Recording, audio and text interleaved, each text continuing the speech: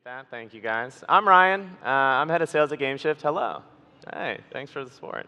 We're here to talk about real money gaming, but real quick, if you want to introduce yourself, tell everyone in the world about yourself, that'd be great. Definitely. So yeah, thanks for the lovely intro, Ryan, and Yeah, bringing the energy up after a long day. And thanks for everyone Yeah. sticking around. Yeah, my name is Daniel Lev. I'm the CEO and founder at CoinFlow.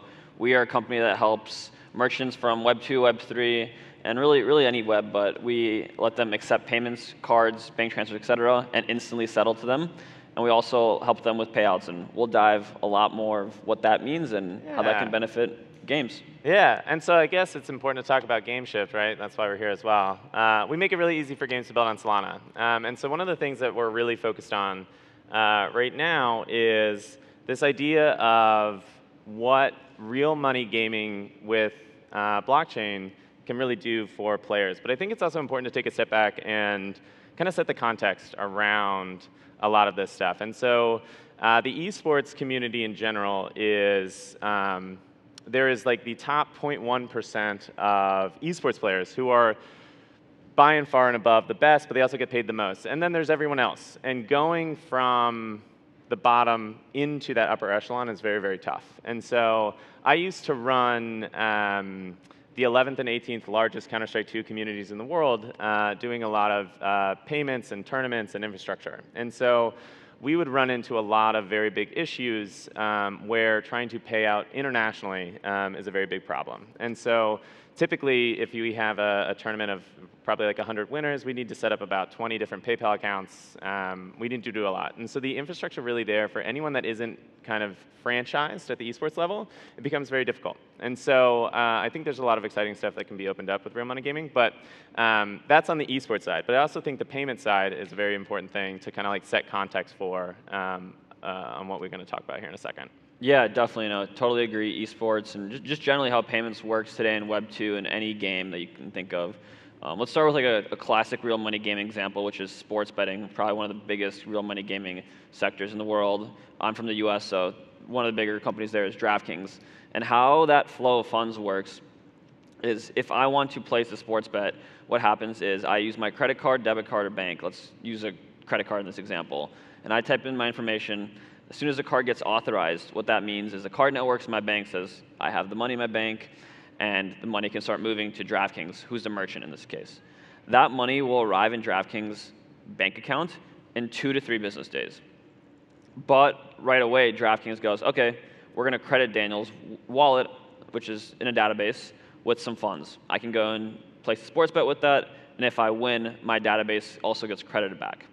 If I want to withdraw, that same what happens there is they have to go and use their own cash balance sheet or treasury or get capital from somewhere else to go and pay me out. And in the US, a payout's ACH, RTP, which is instant, but ACH is 2 to 3 days. So you can see where this is pretty tricky, where if I bought something with my credit card, but DraftKings doesn't receive those funds for 3 days, and then I want a sports bet, and I want to get paid out, that's a pretty big problem, right? You're managing all this crazy float. You're now becoming, you're really a fintech doing treasury management operations, which no gaming company wants to do that. So yeah, that's like one extremely large challenge in context setting of like where we are today and how normal payments works. So setting you up for a T-ball shot here, which is CoinFlow is the payment provider that we use for kind of fiat on and off ramps at GameShift. So we absolutely adore what you guys are doing. So tell us a little bit, just like high level. Right now, a esports player, if they're in an amateur league, will typically win an event, right? Let's say they win $100. Let's say they win $800, but usually these are smaller fees. It typically takes about 90 days for that person to get their winnings from that tournament. And that's just because there's no infrastructure involved. So just like high level, or however far you want to dig into it, how can CoinFlow, if you were to just roll out CoinFlow for esports-oriented tournaments, what would that look like?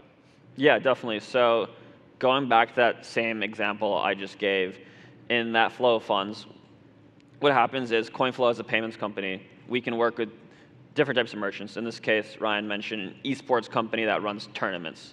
So this tournament merchant uses CoinFlow. They made a good choice. And as soon as Ryan, who's the user wanting to enter into the tournament, enters his credit card information, as soon as that card's authorized, the bank and the card network, let's say Visa, says, yep, Ryan has funds in that account, What we do is we push stablecoins on-chain instantly on Solana for fractions of a penny. It lands in either that merchant's, what's called the esports tournament wallet, or if they're really advanced and using GameShift, smart contract infrastructure for this tournament. Those are smart people. Exactly. Yeah. Smart contracts for that. And as soon as that tournament finishes, right away, money goes to the winner. And then with CoinFlow, we also have instant off-ramps going from stablecoins to bank account. And the game and the tournament doesn't have to manage any of that infrastructure. They don't have to get any of those licenses. They don't have to go and manage liquidity between moving funds from one bank account to the other or figure out how it's going to get there. And the user can get paid out right away. So instead of waiting for 3, 4, 5 days to get your winnings, with CoinFlow, right away, as soon as you win, you can get your money out. Yeah. And you were telling me this amazing stat about why people choose to go with one sort of sports book or something like that. Like, it was really, that blew my mind. Yeah, so if anyone's used a lot of these sports betting apps, what you find out about them is you can't really deviate on the games that much. One, regulatory reasons, and two, they've been around for so long that product differentiation isn't huge. So high 90th percentile of users will pick their sports books and other real money gaming applications based on how quickly they can get paid out. So if you allow people to instantly withdraw and realize those winnings, they will go and use your product more. So this faster money movement is something that is extremely valuable. And we see this not only in the real money gaming world, but in US, one of the biggest peer-to-peer money movement apps is Venmo. A lot of people have used Venmo, and Venmo's one of their major revenue streams is they have two options to get your money out from your bank to your bank from the Venmo wallet. One is ACH, takes 2 to 3 business days. The other one is instant via RTP or push to card. That's right now going for 150 basis points. And most people choose that option. So you can see how much people really value getting that funds quicker and how complicated it is for a merchant like an esports company to orchestrate that whole process. And while us being able to do that out of the box via APIs and them not having to worry about any of that financial movement really helps. But man, 150 basis points in this economy, that's crazy. But yeah, so that's why I think one really important thing, right, is a lot of, I mean, I'm a big staunch believer of Web3 game is gonna, like Web3 gaming, it's amazing. It's the shit, we're gonna make it, right? But a lot of people, there hasn't been like a proven business case. I think one of the things that Web3 gaming has done really, really well is using tokens or NFTs as kind of a way to raise capital, also user acquisition strategies, right?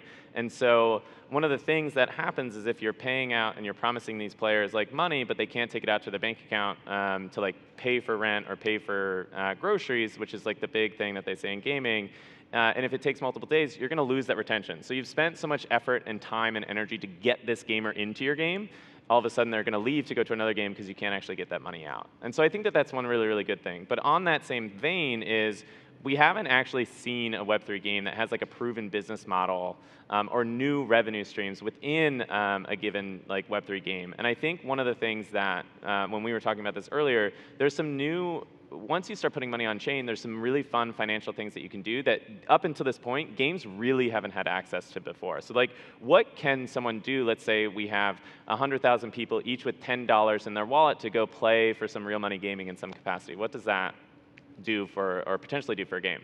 Yeah, so right back to that point, when you deposit funds onto the gaming platform to use an ecosystem, one thing that you can't really do today in the traditional Web2 world is monetize the money sitting on that platform.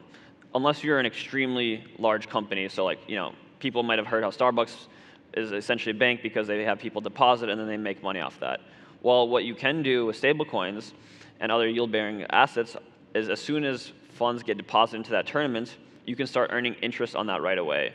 So if you are a game that has $10 million deposit on your platform and you are making 5% APY on that, that's an extra $500,000 in revenue. And $500,000 in revenue can go a long way, especially for $10 million in platform is a small to medium-sized real money game. That's DraftKings has billions of dollars in that platform. So that number really, really scales and can make a huge difference to any game. I think it's like incredibly important to think about why a lot of times game builders are, why would I even put NFTs on chain? Why would I do any of this stuff? And I think what we're trying to, or what a lot of people are thinking about is how can we find new revenue streams? And if you can start to impress upon small indie studios or even bigger studios that there's this new revenue source and you can pour that money either back into the players or back into your own pockets, because that's what we do here, we put money in our pockets, right? I think that that's like a very important thing. But then there's one other thing that I wanted to touch on briefly with you, which is if you're a game that's running kind of an international game, right, you want to have users from all over the world, suddenly taking payments from everywhere, it becomes quite the headache running all those money transmitter licenses. So you mentioned that briefly, but I think like you guys handle this very nicely. If you wanted to touch on that for a second. Yeah, I think the benefit of using a company that can settle stablecoins instantly is that as soon as the user gets the stablecoins, you can plug into off-ramp providers. We have off-ramps in over 50 countries, but if we don't have it there, the user still has access to those stablecoins, and likely there's an exchange in that country that user is domiciled in, and you can create a quick guide of saying, hey, take these USDC or USDC stablecoin and take this exchange. Without that, there really is no way of doing these mass payouts other than manual operations. Yeah. Yeah, I mean, it's pretty exciting. I think there's a huge unlock. And so one of the things that excites me the most about this, right, is the idea that if you can roll out infrastructure in your game, right, one of the things that real money gaming brings into the equation, right, is the ability for someone to come in and have new types of content without necessarily you as a game builder needing to build new storylines or chapters or seasons or anything like that, right? Because you can just take your existing core game loop and add some extra color on top. But then you throw into the money aspect, so you have another revenue stream that I think is really important. But then the last thing, and what we talked about, or what I mentioned at the very start, right, is you have these amateurs that are looking to quit like their 9 to 5 to like do what they do their 5 to 9 full time. And one of the things that, if a game can roll this out internally very easily, you can start to get more gamers that can potentially leave their full-time paying job doing whatever to start trying to chase this down more often. If you're an amateur in Rocket League, for example, you could be one of the best amateur players in the world, and the maximum amount that you're probably making is around $800 a month doing this. And so if you can offer opportunities for gamers where even going from 800 to 1600, right, it becomes much more feasible for you to spend more time training to try and make it up to that 1%. And I think that's something that's often forgotten about, is it's not just, sure, like, blockchain, we can send money around to people, but it's these people who are out there really trying to make it maybe on Twitch or as a pro, and this kind of stuff really unlocks that, which I think is really, really exciting. Do you think that creates like just a whole new generation of gamers and people trying to become or turn into more than a side gig, or even just turn into a side gig? Yeah, I think it's really, yeah, so it turns into something where people can earn money in new ways that I think, or more money doing the thing that they love, but also it can go to a long tail of games, right? Like there's only probably 10 games today where this is really like a massive ecosystem, but if you can have it on like everyday mobile games and you don't have to set up a whole league or something to do, I think that that's really cool. But then on top of that, right, is as a gamer, right, if you're in there and you're able to put 25 cents down, $1 down to go drop into a map, I think BR1 is a game that does this really, really well. If anyone doesn't know, what you do is you pay $1 to drop into a map, and every kill you get 50 cents. And suddenly, like, this dynamic is really, really interesting, where now there's a little bit of money on the line, and so now you have a little bit of skin in the game, and it really opens up a new like kind of engagement metric that I think is really, really cool. But this is all, we got a minute and a half left. This all comes back to the idea of one of the things that GameShift is doing with CoinFlow right now is we're going to actually be running out or rolling out the ability to do real money gaming inside of games through our API, very straightforward. You know, we talk about this a lot already, but new content, Web3 enabled, all of this kind of stuff, and I'm supposed to push this clicker. Haha, all right. But I think what's really, really nice is we can set all this stuff up with the APIs for you guys straight out of the box. So you don't really have to do anything extra. Tap into this. So if you're a mobile game that's doing kind of a casual thing, you can start to run what Cam from Fableborn likes to call lunchtime esports. So you can start to do these small kind of money-oriented things to try and re-engage players or keep retention even at an all-time high. So with the last 30 seconds that we have on the map, I'm going to leave this QR code up there for all you wonderful game developers that are out there. Scan it and get in touch with me so we can talk about getting CoinFlow and getting GameShift into all your wonderful games and running some real money gaming. I don't know. I wanted to feel excited at the end of the day. It's been a long day, It's been a long day. There you go. That's the energy we need. Hey, all right. Let's go. Yeah, well, thanks. I really appreciate the time. It's a lot of Thank fun. you. It's been great. Hey, yeah, all right. Thanks, everyone. Thank you, everyone.